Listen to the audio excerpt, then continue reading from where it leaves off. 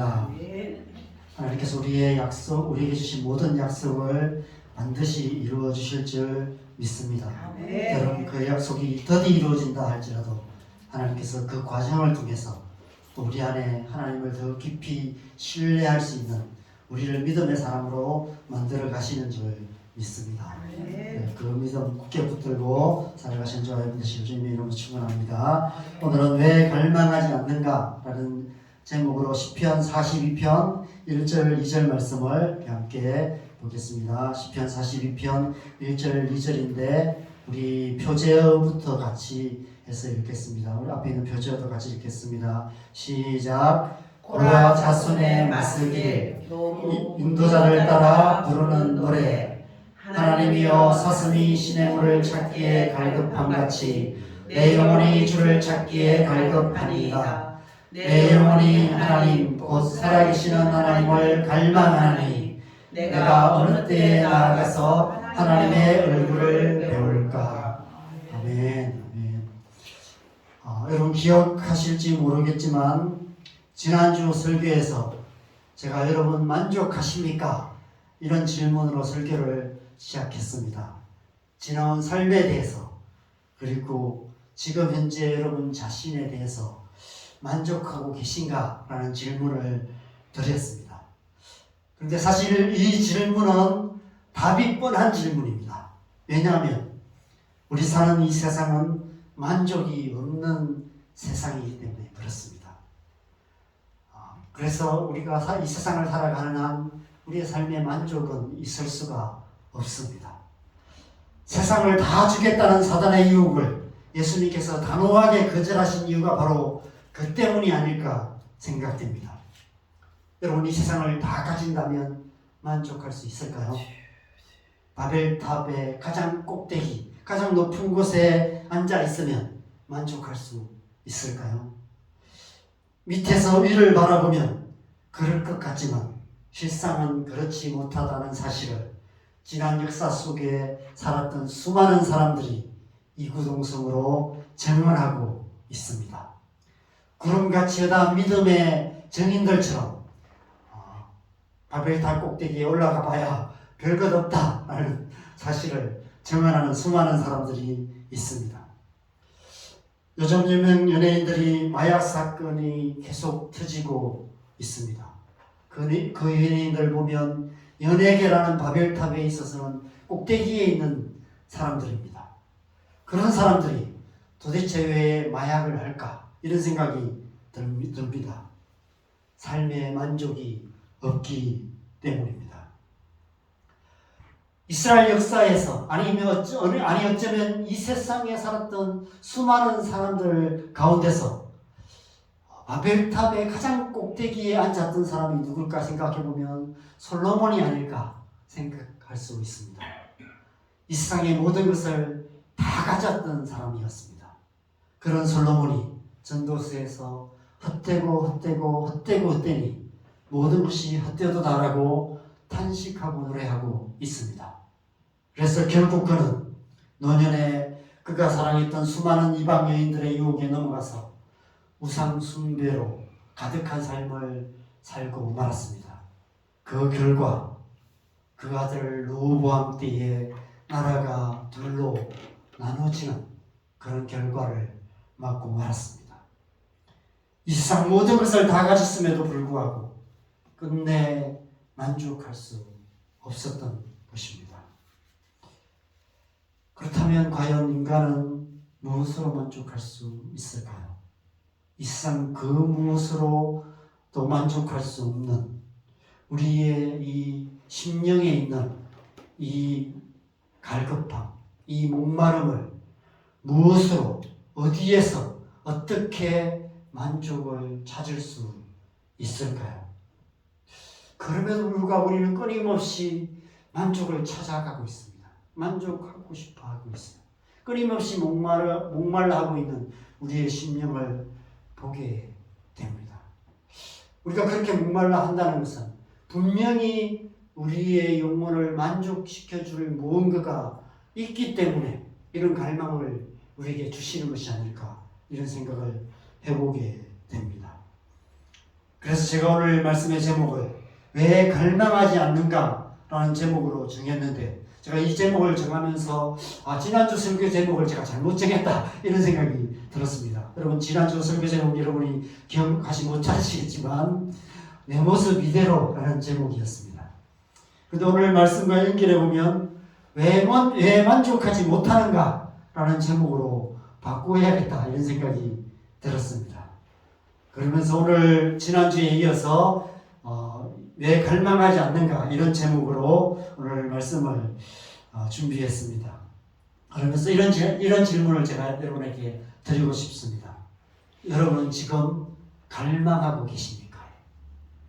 여러분 안에 하나님을 향한 갈망이 있으십니까? 어느 순간부터 하나님을 향한 갈망을 잃어버린 채 적당히 만족하며 살아가고 계시지는 않으십니까? 오늘 우리가 왜 끊임없이 하나님을 갈망해야만 하며 어떻게 하나님을 갈망하는 마음을 계속해서 갖고 살아갈 수 있는지, 어떻게 하면 그 하나님을 갈망하는 마음으로 하나님 앞에 나아가서 우리의 영혼을 만족해 주시는 하나님의 은혜를 경험할 수 있는지에 대해서 세 가지 차원으로 함께 생각해 보려 합니다. 첫 번째는 하나님의 크심을 생각해야 한다는 것입니다. 우리 안에 하나님을 향한 갈망이 없는 이유는 하나님이 얼마나 크신 분이신지를 알지 못하기 때문입니다. 우리는 지금까지 경험한 하나님, 지금까지 내가 경험한 하나님, 내가 생각하고 내가 이해하는 하나님, 쉽게 말해서 내가 아는 하나님이 전부인 것처럼 생각합니다. 그래서 하나님을 더 알기를 갈망하지 않습니다. 마치 하나님을 다 아는 것처럼 살아갑니다. 설교를 듣지만 본문 말씀만 봐도 대충 다 아는 내용들입니다. 그래서 설교를 시작만 해도 또 목사님 제 얘기를 하려나 보다 그렇게 생각이 들어요. 적당히 다 알고 있기 때문에 하나님에 대해서도 적당히 다 알고 말씀에 대해서도 적당히 다 알고 신앙생활이 무엇인지도 적당히 다 알고 기도가 무엇인지 예배가 무엇인지 적당히 다 압니다. 하나님의 은혜가 무엇인지도 적당히 다 아는 것이죠. 그래서 적당히 다 아는 차원의 신앙생활을 하고 있다는 것입니다. 하나님을 더 알기를 갈망하지 않고 하나님을 다 아는 것처럼 생각하면서 그렇게 신앙생활을 하고 있는 것이죠. 저는 오늘 이 시편의 표제를 보면서 이 시편은 처음에는 다윗의 시라고 생각했습니다. 성경에 다윗만큼 하나님을 갈망했던 사람이 많지 않기 때문입니다. 그런데 이 시편을 보니까 고라 자손의 시라고 되어 있습니다. 이름도 나오지 않아요. 무명의 시인이었습니다. 그 이름조차도 기록하지 않고 단지 고라 자손의 시, 고라 자손 중에 한 사람의 시라고 기록하고 있습니다. 왜 고라 자손이라는 사실을 강조하여서 기록했을까요? 여러분 아시다시피 고라라는 사람은 성경에 좋은 평가를 받는 인물이 아니었습니다. 광야에서 출애굽해서 광야를 가는 동안 고라가 당을 지어서 반역을 일으켰어요. 그래서 그 결과로 땅이 입을 벌려서 고라와 그의 가족들과 그를 추종한 사람들을 삼켜버리는 그런 일이 일어났습니다. 그리고 하나님의 불이 내려서 고라를 추종했던 250명을 불사르는 그런 아주 비극적인 사건의 주모자가 바로 고라였습니다. 그런데 이 시편이 고라 자손의 시라는 것은 그의 아들들은 그 아버지의 반역에 동조하지 않았다는 사실을 알 수 있습니다. 그래서 고라의 자손들은 훗날 하나님의 성전의 문지기로 사역하기도 하고 빵을 굽는 자, 진설병을 만드는 자가 되기도 했고 오늘 이 시편을 지은 이 무명의 시인처럼 성전에서 하나님을 찬양하는 찬양 인도자로 사역하기도 했습니다. 여러분 이 사실만으로도 하나님은 우리가 생각하는 것보다 훨씬 더 좋은 분이라는 사실, 하나님은 훨씬 더 크신 분이라는 사실을 우리는 알 수 있습니다. 고라 자손이 어떤 상황에서 이 시를 썼는지 구체적인 사정은 알 수 없지만 이후의 말씀들을 보면 지금 그가 굉장히 어려운 상황, 사망의 음침한 골짜기 같은 시간을 지나고 있음을 알 수 있습니다. 3절에 보면 사람들이 종일 내게 하는 말이 내 하나님이 어디 있느냐 하오니 내 눈물이 주야로 내 음식이 되었도다. 이렇게 고백하고 있습니다. 여러분, 우리 인생에도 이런 시간들이 있습니다. 우리의 삶 속에 어려운 일들이 있고 우리가 기도한 일들이 잘 응답되지 않고 내 삶을 봐도 그렇고 우리의 자녀들의 모습을 봐도 그렇고 뭔가 다른 사람들은, 안 믿는 사람들은 다 잘 되고 있는데 내 삶은 왜 이럴까, 이런 생각이 드는 때가 있습니다. 믿지 않는 가족들이나 친구들이 네가 믿는 하나님이 정말 계신 거 맞아? 라고 비아냥될 만한 그런 상황에 처하게 될 때가 있습니다. 가정의 문제, 경제적인 문제, 건강의 문제, 자녀의 문제, 관계의 문제들, 이러한 수많은 문제들이 한꺼번에 몰아칠 때가 있습니다. 그래서 기도조차도 안 되는, 그냥 기도하려고 하나님 앞에 앉으면 눈물밖에 나오지 않는 그런 때가 있습니다. 내 눈물이 주야로 내 음식이 되었다는 말은 너무 깊은 슬픔 때문에 밥조차 먹을 수 없는, 밥도 넘어가지 않는 그런 상태에 있었다는 것이죠. 좀 더 구체적인 상황을 추측해 볼 수 있는 말씀은 그 다음 절 말씀입니다. 우리 4절 말씀 같이 읽겠습니다. 시작. 내가 전에 승리를 지키는 무리와 동행하여 기쁨과 감사의 소리를 내며 그들을 하나님의 집으로 인도하였더니 이제는 이 일을 기억하고 내 마음이 상하는도다.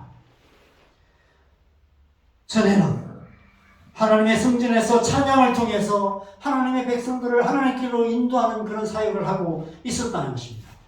그런데 지금은 아무에게도 말할 수조차도 없는, 누구에게 가서 말도 할 수 없는 그런 이유로 그 일을 할 수 없게 되었다는 것입니다. 성전에서 쫓겨났던 것 같아요. 그렇다면 지금 그런 하나님의 성전이 아닌 어디에서 이 시편을 노래하고 있을까요? 6절 말씀에 이렇게 말합니다. 6절 말씀 같이 읽겠습니다. 시작. 내 하나님이여 내 영혼이 내 속에서 낙심이 되므로 내가 요단 땅과 헤르몬과 미살산에서 주를 기억하나이다.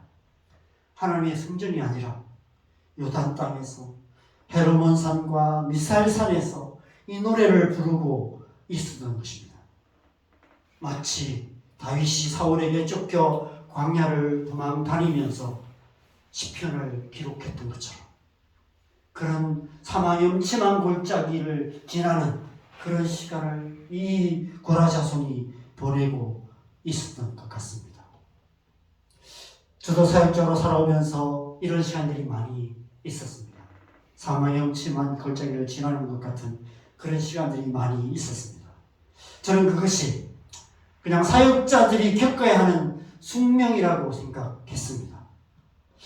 그런데 저 교회 사역하면서 성도님들을 만나서 살아오신 이야기를 듣고 또 지금 겪고 계시는 어려움에 대해서 들으면서 이 땅을 사는 모든 하나님의 백성들이 다 똑같구나 라는 생각이 들었습니다. 모든 그리스도인들이 다 광야 같은 이 세상에서 저 영원한 하나님 나라를 향해서 가고 있고 그 길 가운데 사망의 음침한 골짜기를 지날 수밖에 없구나 이런 생각이 들었습니다. 다만 그 정도의 차이만 있을 뿐이구나 이런 생각이 들었습니다. 고라 자손이 지금 요단 땅과 헤르몬과 미살산에서 주를 기억하나이다라고 고백합니다. 그동안 그는 하나님의 성전에서만 하나님을 바라보고 하나님을 찾고 하나님을 찬양했습니다. 하나님의 성전에서 하나님의 백성들을 하나님께로 인도하는 찬양을 했습니다. 백성들 앞에서 찬송하는 그런 사역을 했습니다. 성전에만 임하는 하나님, 성전 안에 계시는 하나님만을 생각했던 것 같습니다. 그러다가 요단 땅에서, 헤르몬에서, 미살산에서 끝없이 펼쳐지는 산과 시내와 광야와 바다를 보면서, 밤하늘에 빛나는 수많은 별들을 보면서 이렇게 넓은 세상, 저렇게 광대한 우주 만물을 창조하신 하나님이 얼마나 크신 분이신지를 새삼 새롭게 생각하고 또 생각했다는 것입니다.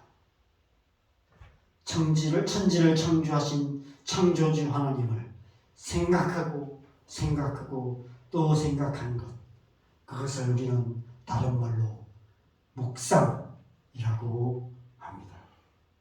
그는 지금 성전 안에만 계신 하나님이 아니라 온 세상 만물 가운데 계시고, 온 세상 만물 바깥에 계시고, 온 세상 만물 위에 계시는 살아계신 하나님을 바라보며 그 하나님을 묵상하며 그 하나님을 찬양하고 있었던 것입니다.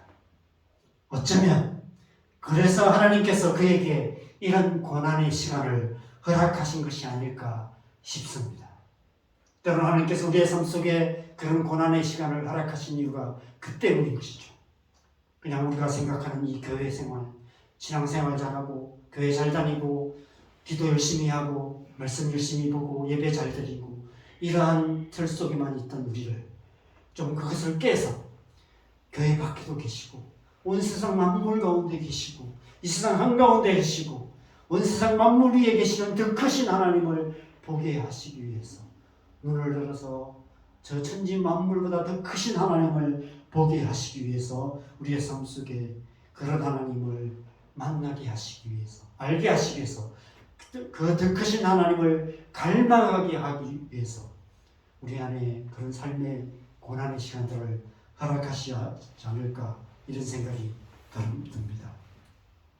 여러분, 우리 안에 하나님을 향한 갈망이 없는 이유는 하나님이 얼마나 크신 분이신지, 하나님이 얼마나 좋으신 분이신지, 하나님이 얼마나 부유하신 분이신지, 하나님이 얼마나 광대하시는 분이신지를 우리가 더 깊이 생각하지 않기 때문입니다. 그냥 우리는 우리에게 익숙한 교회 생활이라는 틀 속에서만 하나님을 생각하며 살아가는 것이죠. 교회에만 계시는 하나님, 그 하나님을 믿는 것입니다. 그래서 교회 생활 잘하는 것이 신앙생활 잘하는 것이라고 생각하는 것입니다. 그러나 여러분, 하나님은 교회보다 크신 하나님이십니다. 교회에만 계신 분이 아니시라 우리의 모든 삶 속에 살아계신 하나님이십니다. 좋은 일 속에만 계신 분이 아니라 우리의 삶 속에 고난 가운데도 하나님은 함께 하시는 분이십니다.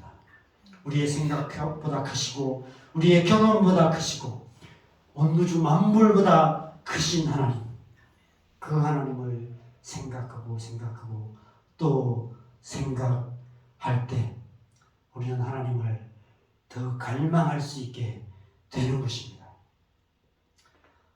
여러분, 어떻게 우리가 그 하나님을 알 수 있을까요? 여러분, 이 찬양을 아실 것입니다. 그 사랑 얼마나, 라는 이 찬양을 아실 것입니다. 다 표현 못해도 나 표현하리라. 다 고백 못해도 나 고백하리라. 다 알 수 없어도 나 알아가리라. 다 닮지 못해도 나 닮아가리라. 여러분, 우리는 그 누구도 결코 하나님을 다 알 수는 없습니다. 단지 하나님을 더 알아갈 수 있을 뿐입니다. 날마다 하나님을 알아가고 더 깊이 알아가는 것, 그것이 바로 참된 신앙 생활입니다. 그래서 우리한테 갈망이 필요합니다. 하나님을 더 알고 싶은 갈망. 여러분, 지금까지 신앙생활을 하시면서 하나님을 많이 경험하셨죠, 그죠? 우리가 기도했을 때 하나님 응답해 주시기도 하셨고, 그죠? 우리의 삶에 어려움이 있을 때 하나님이 그 어려움을 이기게 하시기도 하셨고, 그런 많은 하나님을 우리가 경험했습니다. 누구보다도 하나님은 많이 아실 것입니다. 그렇지만 내가 아는 하나님은 이 전부가 아니죠. 뭐 이런 표현이 안 어울리지만 세 발의 피도 안 돼요. 그렇죠? 얼마나 하나님은 크신 분이십니까? 그 크신 하나님을 누가 다 안다고 말할 수 있겠습니까? 감히 누가 나는 하나님을 안다라고 말할 수 있겠습니까? 그래서 더 갈망해야 하는 것입니다. 나는 하나님을 더 알기 원합니다. 하나님을 더 알고 싶습니다. 하나님을 더 깊이 내게 계시하여 주시옵소서. 날마다 하나님을 더 깊이 알기를 원합니다. 그렇게 우리가 늘 고백하면서 그런 갈망하면서 그렇게 살아가야 하는 것이죠. 여러분, 아브라함이 그래서 본토 친척 아버지 집을 떠나서 하나님이 말씀하신 땅, 그 땅을 향해서 갔습니다. 그래서 모세는 하나님의 부르심을 받아서 그 광야로 들어가서 그 이스라엘 백성들을 인도하여 갔고 그 시내산에서 하나님을 만났고 하나님의 음성을 들었음에도 불구하고 다시 엎드려서 원컨대 주의 영광을 내게 보여달라고 간절하게 기도했습니다. 그래서 다윗은 광야를 도망다니면서도 끊임없이 하나님의 얼굴을 구했고 왕이 되어서 왕궁에서도 늘 하나님을 묵상했고 삶의 마지막 순간까지 하나님의 성전을 건축하고자 하는 그런 열정으로 그렇게 하나님의 영광을 사모하면서 그렇게 그 평생의 삶을 살았습니다. 그래서 수많은 시편들을 기록했습니다. 구름같이 허다한 정인들이 다 그러했습니다. 그래서 이 땅을 사는 동안 끝까지 삶의 마지막 순간까지 하나님을 갈망하며 그렇게 살았습니다. 하나님을 갈망하다가 그토록 갈망했던 하나님께로 갔던 것이죠. 여러분, 그것이 하나님의 백성의 삶이 아니겠습니까?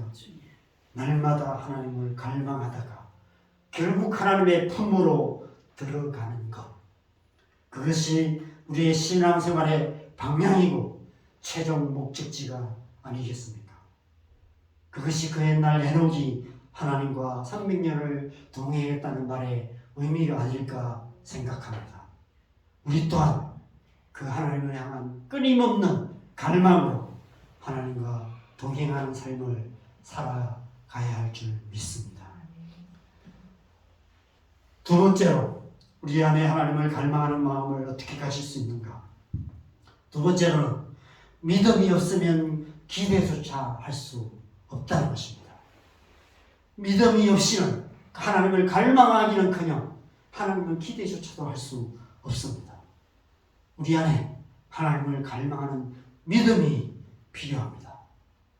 여러분, 오늘 말씀에서 하나님을 향한 갈망을 사슴이 시냇물 찾기에 갈급함 같다라고 표현하고 있습니다. 저는 지금까지 불과 어제까지 이 말씀을 준비할 때까지 저는 이 말씀이 사슴이 시냇물을 찾기에 갈급하다는 이 말씀은 시냇물을 찾아서 온 광야를 헤매고 다니는 것이라고만 생각했습니다. 여러분, 사슴이 시냇물을 찾아서 그냥 온 광야를 헤매고 다니다 보면 시냇물을 찾게 될까요? 그렇지 않습니다. 광야를 헤매다가 죽을 수밖에 없어요. 사슴이 시냇물을 찾기에 갈급해서 시냇물을 찾아가는 것은 시냇물이 어디 있는 것을 알기 때문에, 시냇물이 거기 있다는 사실을, 거기 있음을 믿기 때문에 그 길을 향해서 가는 것입니다. 우기 때는 그냥 근처에서 물을 마셔요. 풀을 뜯어먹고 살아갑니다. 그런데 이제 건기가 오면 풀이 마르기 시작해요. 가까운 냇물들이 다 말라가기 시작합니다. 근처에 있는 작은 시냇물들은 다 말라버려요. 그리고 그 건기의 끝에, 가뭄의 끝에는 큰 강줄기만 남아있게 됩니다. 사슴은 가뭄에 모든 시내가 다 마르게 되면 그래도 끝까지 남아있는 그 시냇물이 어디에 있는지 압니다. 그래서 거기까지 가는 거예요. 동물의 왕국 같은 프로를 보면 가뭄이 심할 때 모든 물이 마르고 큰 강줄기에만 물이 흘러갈 때 모든 동물들이 물을 찾아서 거기로 모여듭니다. 그런데 그 시냇가에는 그런 동물들을 노리는 사자도 기다리고 있고 악어떼들도 기다리고 있습니다. 그래서 평소에는 그 길을 안 가요. 근처 시냇물에서 물을 마십니다. 그런데 건기가 되면 물이 다 마르기 때문에 이제 그 길을 가야만 해요. 거기에만 물이 있기 때문에, 거기까지 가야만 살 수 있기 때문에, 그래서 생명을 걸고 거기까지 가는 것입니다. 우리가 하나님을 갈망하며 하나님 앞에 나아갈 때 이런 사슴 같은 마음이 필요하다는 것입니다. 이런 믿음이 필요하다는 것입니다. 이 세상 무엇으로도 만족할 수 없는 우리의 영혼의 갈망을 가지고 오직 하나님만이 그 갈망을 채워주실 수 있음을 믿고, 하나님이 거기 계신 것을 믿고 하나님 앞에 더 가까이 나아가야 한다는 것입니다. 생명을 걸고 하나님 앞에 나아가야 한다는 것입니다. 그래서 옛날 우리 믿음의 선배들은 금식을 밥 먹듯이 했습니다. 하루 한 끼 금식하기도 하고, 하루를 온전히 금식하기도 하고, 일주일씩 금식하기도 하고, 보름을 금식하기도 하고, 40일 금식을 하시는 분들도 많이 계셨습니다. 기도원에 올라가셔서 며칠 동안 기도하시고 며칠 동안 금식 기도하시고 그런 분들이 많이 계셨죠. 심지어 40일 금식을 하시다가 건강을 잃어버리셔서 돌아가신 분들도 많이 계셨습니다. 정말 말 그대로 생명을 걸고 하나님을 갈망했었습니다. 생명을 건 믿음으로 하나님 앞에 나아갔던 것이죠. 우리 안에 이런 갈망이 필요하다는 것입니다. 이런 믿음, 생명을 걸고 하나님을 믿는 믿음, 그 갈망. 그래서 히브리서 11장 6절에 믿음이 없이는 하나님을 기쁘시게 하지 못하나니 하나님께 나아간 자는 반드시 그가 계신 것과 그가 또한 자기를 찾는 자들에게 상 주시는 이심을 믿어야 할지니라고 말씀하고 있습니다. 그 믿음이 있어야만 우리는 하나님 앞에 날마다 나아갈 수 있습니다. 하나님만이 우리 영혼을 만족해 하실 거라는 믿음, 그 믿음이 없으면 기대조차도 할 수 없고, 그런 기대가 없으면 하나님 앞에 나갈 수 없고, 다른 것에서 만족을 찾아내고 이 세상을 헤매다가 결국 세상의 죄악에 중독되어서 그렇게 중독적인 삶을 살아갈 수밖에 없는 것입니다. 왜 이 세상 많은 사람들이 그런 중독적인 삶을 살아갑니까? 왜 많은 연예인들이 여러 가지 중독에 빠져 살아갑니까? 세상이라는 광야에서 우리 영혼의 만족거리를 찾다가 세상의 쾌락에 중독될 수밖에 없는 것입니다. 여러분, 상남동을 가보면 1층은 식당이 있습니다. 2층은 술집이 있어요. 3층은 노래방이 있습니다. 그리고 4층부터는 마사지샵이나 모텔들이 있어요. 대부분의 건물들이 다 그렇게 되어 있습니다. 먹고 마시고 세상 쾌락을 즐기고, 그러다가 다음날 눈을 뜨면 또다시 공허함, 알 수 없는 목마름이, 영혼의 목마름이 찾아오는 것입니다. 그래서 또 밤만 되면 또 그 상남동에 가서 먹고 마시고 또 즐기고, 그런 삶을 살아가다 보면 그것으로 만족이 안 돼요. 그러면 더 자극적인 만족을 찾다 보면 결국은 마약까지 가는 것이죠. 연예인이 되어서 단역배우로 힘든 시간을 보내다가 인기를 얻게 되고 경제적인 여유도 생겼는데 그래도 뭔가 채워지지 않는 목마름, 갈망이 있습니다. 그래서 유명한 유흥업소들을 찾게 되고 거기에 더 깊이 빠져들게 되면 마약까지 가게 되는 것이 아닐까, 이런 생각이 듭니다. 여러분, 오직 하나님만이 이 세상 그 무엇으로도 채울 수 없는 우리 영혼의 목마름을 채워주실 수 있습니다. 그 믿음으로 하나님 앞에 나아갈 때만이 우리는 이 세상의 중독으로부터도 벗어날 수 있고, 하나님께서 날마다 우리에게 주시는 영혼의 만족함을 얻게 되는 것입니다. 세 번째로는 모든 불만족을 하나님을 향하게 하라입니다. 말이 좀 어렵죠, 그죠? 무슨 말인지 모르겠죠. 그럼 이미 말씀드린 것처럼 이 세상을 사는 한 우리에게는 만족이란 있을 수 없습니다. 이 세상은 그 누구도 만족할 수 없는 세상입니다. 세상이 더 발전하면 발전할수록, 세상이 더 부유하면 부유해질수록 우리의 만족감이 커져가야 하는데 그렇지가 않아요. 사회적인 평균적인 만족감은 더 줄어들게 됩니다. 오히려 더 사회적으로 어려운 나라들이 삶의 행복 지수가 더 높다라고 이야기합니다. 왜 그럴까요? 바벨탑이 높아지면 높아질수록 상대적인 불만족이 더 커져갈 수밖에 없는 것입니다.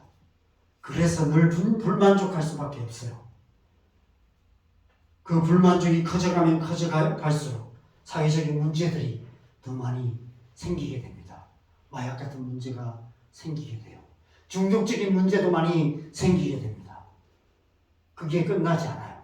그냥 마약 중독, 알코올 중독 이런 것은 자기 자신, 자기 가정에 어려움을 주는데 이것을 넘어서서 즉 다른 사람을 해롭게 하는 일들이 생기기 시작합니다. 총기 사건도 생기고요. 묻지마 폭행, 묻지마 살인 이런 사건들도 계속해서 일어나게 되는 것이죠. 그런 불만족이 점점 더 커지면 어떻게 될까요? 나라와 나라 간의 분쟁이 일어나고 민족과 민족 간의 분쟁이 일어나고 종교와 종교 간의 갈등이 일어나고 그것이 비화되면 전쟁이 되는 것입니다.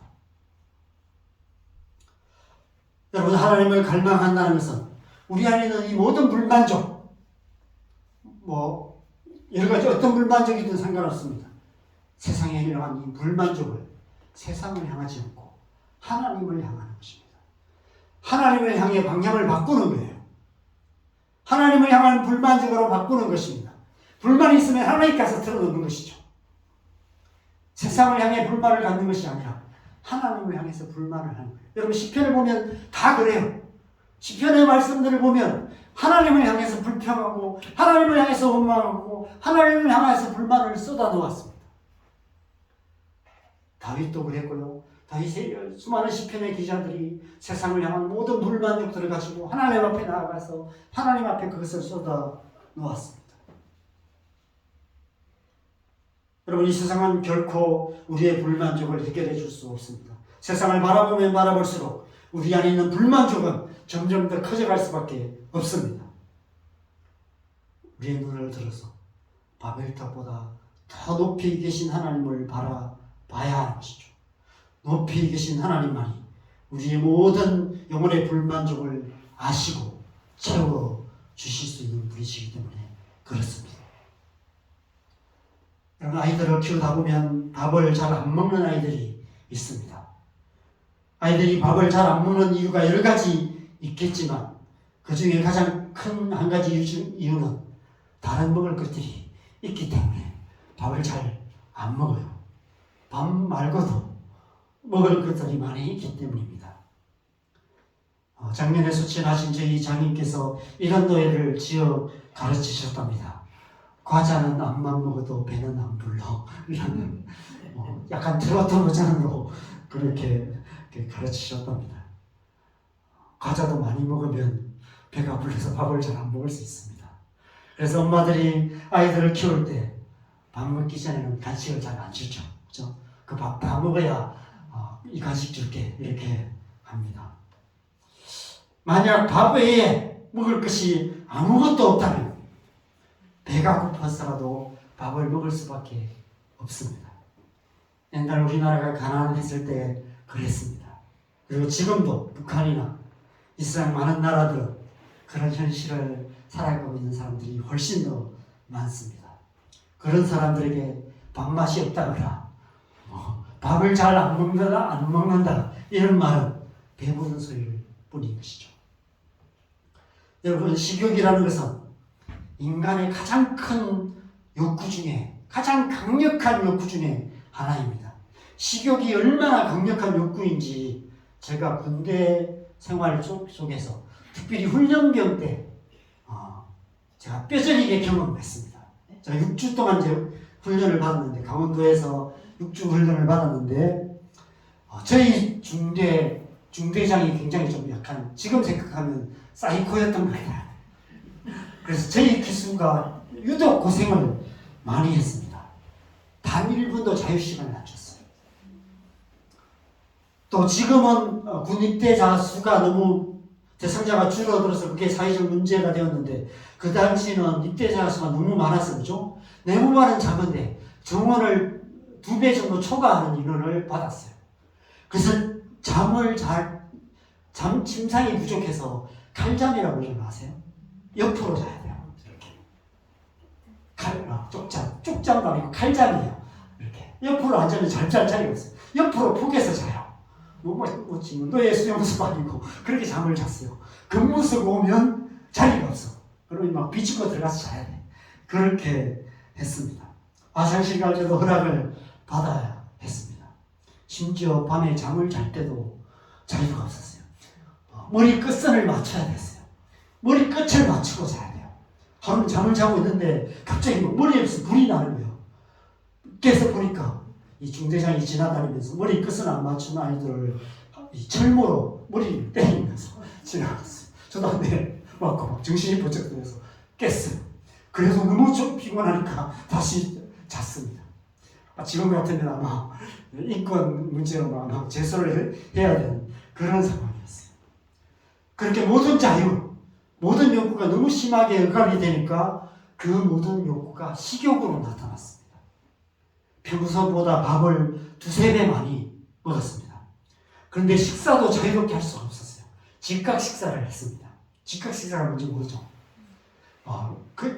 지금은 그런 숟가락도 안 나오는데 옛날에는 군대는 숟가락이 긴 숟가락인데 끝에 포크가 달려 있어요. 그래서 젓가락은 없어요. 그 숟가락으로 밥을 다 먹어야 돼요. 그 숟가락으로 밥을 퍼서 직각으로 이렇게 먹어요. 내릴 때도 직각으로. 앞만 그 밑에 봐서도 안 돼요. 앞 정면을 응시하면서 밥을 퍼서 직각으로 먹는 그런 식사를 했습니다. 그죠? 너무했죠? 그죠? 지금이라도 고발할까요? 네. 그런데 또 밥 먹는 시간도 정해져 있습니다. 식사 끝하면 숟가락을 놓아야겠어요. 그래서 막 허겁지겁 쑤셔 넣어야만 했습니다. 그런데 저는 그런 상황이 너무 싫어서 나는 식욕의 노예가 되지 않으리라 굳게 결심하고 밥 한 숟가락은 남겨야 되겠다 이렇게 결심을 했습니다. 그런데 한 번도 실천을 못했어요. 그 밥 한 숟가락이 너무 아까운 거예요. 이 한 숟가락이 남았는데 이 한 숟가락을 남겨야 되겠다 결심을 했는데 그 한 숟가락을 보니까 남길 수가 없었습니다. 그래서 결국은 그것을 다 먹었어요.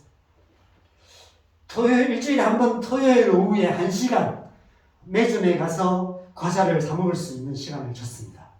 아마 여러분 그 장면을 여러분이 보셨다면 기겁을 하셨을 거예요. 아마 찍어놨으면 아마 세상에 이런 일이 나왔을 것입니다. 저희 동기들 중에는 먹은 것을 토하여내고 다시 먹고 그랬던 아이들도 있었다고 이야기합니다. 저는 그렇게까지는 안 했지만 제 평생에 한 자리에서 과자를 그렇게까지 많이 먹었던 데는 전에도 없었고 후에도 없었습니다. 먹다 남은 것을 숨겨와가지고 밤에 일어나서 화장실 가서 몰래 먹기도 했습니다. 화장실도 숙소에서 강원도 강원도 화장실 숙소에서 멀리 떨어져 있는 푸세식 재래식 화장실이었습니다.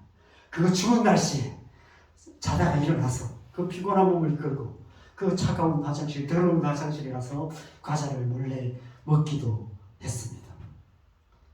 저는 그 시간들 중에서 인간의 이 원초적인 욕망이 얼마나 큰지를 조금이나마 맛볼 수 있었습니다. 인간의 욕망은 이 세상 그 무엇으로 채울 수 없다는 사실을 조금이나마 경험할 수 있었습니다. 과자를 아무리 먹고 밥을 아무리 많이 먹어도 이 세상에 있는 즐거움으로 아무리 우리의 속사람을 가득 채워도 우리는 끊임없이 목마를 수밖에 없고 배고플 수밖에 없고 끊임없는 영혼의 불만족 가운데 살아갈 수밖에 없습니다. 그래서 우리 안에 있는 이 모든 욕망, 우리 안에 있는 모든 불만족을 하나님께로 향하는 훈련을 해야 한다는 것입니다. 우리 안에 있는 세상을 향한 모든 불만족을 오히려 하나님께로 향해야 한다는 것입니다. 끊임없이 세상으로 향해 있는 모든 욕망의 방향을 하나님께로 돌려야 하는 것이죠. 하나님을 욕망하고 하나님께 불만을 털어놓고 하나님을 향해서 불만족하고 하나님을 갈망해야 한다는 것입니다. 그러기 위해서는 먼저 우리 안에 이 세상이나 세상에 있는 것들에 대해서 우리에게 주신 것에 만족할 수 있는 마음, 자족할 수 있는 마음이 필요합니다. 우리가 하나님을 갈망하게 되면 우리 안에 그 마음이 생기고 우리 안에 또 그 마음이 생기게 되면 우리는 더 하나님을 갈망할 수 있게 됩니다. 사도 바울이 빌립보서 4장 13절에 이런 말씀을 합니다. 우리 빌립보서 4장 13절 같이 읽겠습니다. 시작. 내게 능력 주시는 자 안에서 내가 모든 것을 할 수 있느니라. 여러분, 우리가 이 말씀은 때로 우리가 어떤 상황에도 믿음으로 살면 모든 것을 할 수 있다, 이런 적극적인 믿음에 대한 말씀으로 우리가 생각합니다. 그러나 이 말씀은 이 앞에 있는 말씀의 문맥에서 함께 해석해야 본래의 의미를 알 수 있습니다. 11절, 12절을 우리가 같이 읽어야 알 수 있습니다. 우리 11절, 12절, 13절까지 같이 다시 한번 읽겠습니다. 시작. 내가 궁핍함으로 말하는 것이 아니니라. 어떠한 형편에든지 나는 자족하기를 배웠노니 나는 비천에 처할 줄도 알고 풍부에 처할 줄도 알아. 모든 일, 곧 배부름과 배고픔과 풍부와 궁핍에도 처할 줄을 아는 일체의 비결을 배웠노라. 내게 능력 주신 자 안에서 내가 모든 것을 할 수 있느니라. 사도 바울은 어떠한 형편에서도 자족하기를 배웠다라고 말하고 있습니다. 내가 가진 것, 나의 지금 삶의 현실, 내게 지금 주신 하나님 허락하신 삶, 내게 주신 것들, 나 자신의 지금 있는 모습 그대로를 가지고 자족하고 그냥 하나님이 내게 주신 것으로 만족하면서, 그렇지만 하나님을 향해서 끊임없이 갈망하며 하나님을 향한 우리 안에 있는 모든 세상을 향한 불만족을 하나님을 향한 갈망으로 바꾸었던 것입니다. 오직 하나님을 향한 불만족으로 하나님을 갈망하며 하나님을 찾으며 하나님의 얼굴을 구하며 하나님 나라를 위해서 생명을 걸고 살았던 것이죠. 여러분, 우리 안에 하나님을 향한 갈망이 없는 이유는 다른 만족을 구하고 있기 때문입니다. 딴 데를 보고 있기 때문에 그렇죠. 현실에 대한 불만족이 우리의 마음을 온전히 사로잡고 있기 때문에 끊임없이 세상의 것을 바라보고 세상에 대한 불만족으로 세상을 갈망하고 살아가고 있는 것이죠. 우리 자신에 대한 불만족, 세상에 대한 불만족 때문에 세상이나 세상에 있는 것들에 우리의 마음을 빼앗겨서 자기를 사랑하며 돈을 사랑하며 쾌락 사랑하기를 하나님 사랑하기보다 더하는 말세에 고통하는 삶을 스스로 고통하게 만드는 그런 삶을 살아가고 있는 것입니다. 과자는 암만 먹어도 배가 부르지 않습니다. 이 세상이나 세상에 있는 것들이 결코 우리의 영혼을 만족하게 할 수 없습니다. 오직 우리의 영혼은 하나님 한 분만으로만 만족할 수 있습니다. 오직 하나님을 갈망하며 하나님만을 갈망하며 날마다 믿음으로 하나님 앞에 나갈 때 하나님께서 우리 영혼을 만족해 해 주실 것입니다. 그 하나님을 말미암는 만족을 맛보면 또다시 하나님을 갈망하게 되고 더 갈망하게 되고 더 갈망하게 되는 것입니다. 하나님의 성령이 우리 영혼 안에 임하시고 충만하게 역사하시면 그 하나님의 성령으로 말미암는 기쁨을 맛보게 되면 하나님의 성령의 은혜를 더 사모하게 되고 하나님의 성령에 더 충만한 은혜를 더 깊이 사모하게 되고 이 세상 무엇으로도 채울 수 없는 우리의 영혼을 갈망을 채워주시는 그 하나님의 은혜를 사모하며 살아가게 되는 것입니다. 그 은혜로 만족한 삶을 살아가게 되는 것입니다. 그것이 바로 참된 신앙생활인 줄 믿습니다. 참된 신앙생활이란 날마다 더 깊은 갈망으로 하나님 앞에 나아가는 것입니다. 이 한 주간 저와 여러분 모두가 더 깊은 갈망으로 하나님 앞에 더 깊이 나아가는 귀한 한 주간 되시기를 주님의 이름으로 간절히 축원합니다. 이제 우리 함께 찬양하겠습니다. 우리가 잘 아는 목마른 사슴 시냇물을 찾아 헤매이듯이 찬양을 함께 하시고 기도하는 시간 갖겠습니다.